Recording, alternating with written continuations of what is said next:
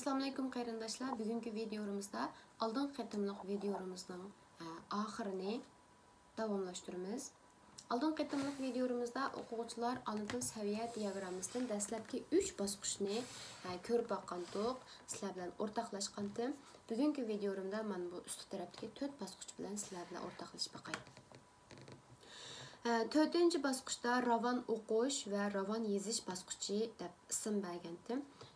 Ravon o'qish va ravon yozish bosqichi bu bizning bolalar qo'shib o'qish, anglab yozish, ya'ni ko'chirib yozish degandek bosqichni bir qo'r muvaffaqiyatli holatda tamomlagandan keyin biz bu bosqichda mana bolalarningki duduqlamay ravon o'qishiga yordamda bo'lamiz va ravon yozishiga yordamda bo'lamiz.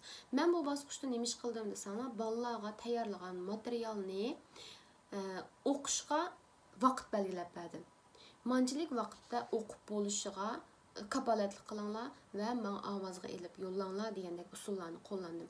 Bir tekstni o'zim bolalarningki o'rnida turib normal holatda o'qib baqdim va soatga qarab baqgandan keyin bolalar qanchalik vaqt o'qib bo'la oladi deganni mo'ljarlab ota-onalarga shunchalik vaqtda o'qib bo'lsin va shunchalik vaqtda o'qib bo'lishni mashq qilgandan keyin menga ovozga elib yo'llasin dedim. Buning unumi nihoyat yaxshi bo'ldiki, chunki shunchalik vaqtning ichida o'qib bo'lish uchun bolalar ko'p mashq qilish kerak. Hamda ravon yozishda desanglar, hamda nimada ojiz bo'lsa, shuni ko'p mashq qilmay turib, u hargizmi bizning qalbimizga yoki bolalarning qalbisiga kirib qolmaydi. Bu ravon yozish uchun yana shu ko'p yozish, ko'p mashq qilish to'g'ri keldi. Shu tekstlarni o'qishga bergan bo'lsam, uning ko'nikmalaridan boshqa yana tekstlarni ba'zi ko'chirib yozish yoki bo'lmasa boshqa ko'chirib yozishga ayrim materiallarni tayyorlab, shu materiallarni berdim. Meningki o'quvchilarim bakrak qaqshishi mumkin, balkim ko'pincha holatlarda yozish topshiriqimiz ko'p deb.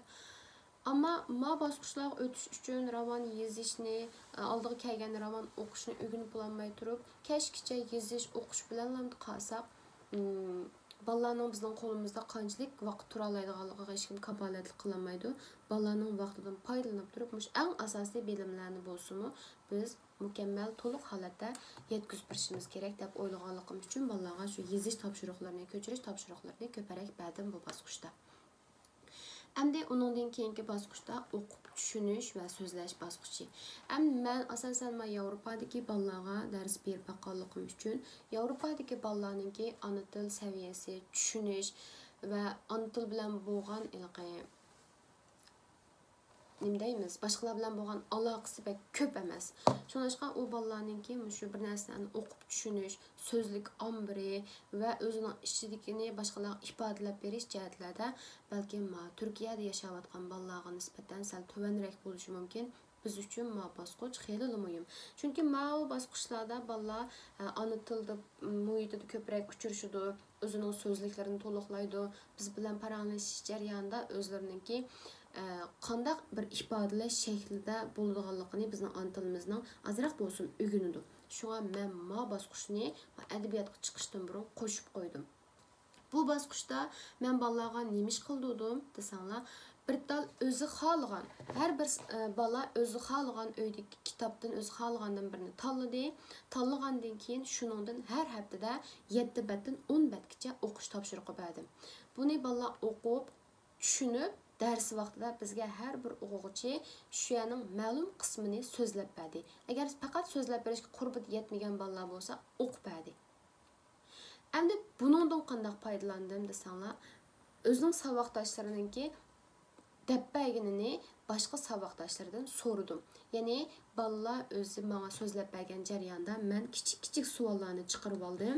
Shu savollarni chiqarib olgandan keyin bu o'quvchim to'xtaganda boshqa o'quvchilardan ma saboqdoshlaringlarningki ma hikoyasidan yoki ma so'zligidan ma savolga javob berib beqinglar deb turib, o bolalarningki ham anglab tushunishini bir xil sinagan bo'ldik. Bolalar barbara zehnini markazlashtirib, anglab o'tiradigan, so'rgan savollarga barbara to'g'ri javob bera oladigan bir xil holatga keldi. Demak, biz bu bosqichda ham o'qib, tushunib boshqalarga so'zlab bera oldik, ham anglab, tushunib savollarga javob bera oldik. Ma bosqichni men xeyli yaxshi ko'rdim. Bolalarga xeyli foydasi bo'ldi deb qarayman. Endi Adabiyat bosqichimiz eng uzun bosqich. Biz ma yezish, anglash, tushunish bosqichlarini tugatgandan keyin ma adabiyot kitob bosqichiga keldik. Bu bosqichda bolalar yezishdan, o'qishdan o'tib, endi adabiyotdagi har xil stilistikalik vositalar, bizning adabiyotimizga har xil atalg'ular bilan barbara tanishadigan tekstlarga o'qish, yezish bilan emas, balki adabiyot nuqtasidan turib azroq muomala qiladigan holatni endi boshlayapmiz. Inshaalloh bundan keyingi safarimiz shu holatda davomlashadi. Menga nisbatan, mening sinfimdagi o'quvchilarga nisbatan.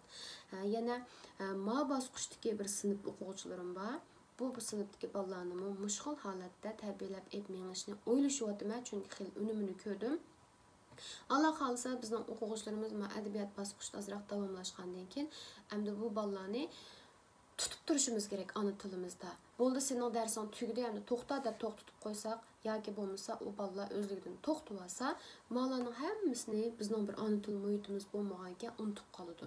Shuningdek, u bolalar adabiyot bosqichini biza tugatgandan keyin balkim darslar ig'irlash sababidan to'xtab qolishi mumkin yoki ko'tirib olmasligi mumkin. Shunga ularni har haftada yoki 2 haftada bir parcha bo'lsa-mu ichidagi ifodalar, ma'lum bir temani tanlab bir narsa yezib yiqishga buyurish orqali bu bolalarni ham ana tildan ayirib qolmaslik, ham adabiyotdan ayrilib qolmaslikqa bir da'vat bo'lish uchun bu eng oxirgi bosqichga yeziqchilik bosqichi deb ism qo'yib qo'ydim.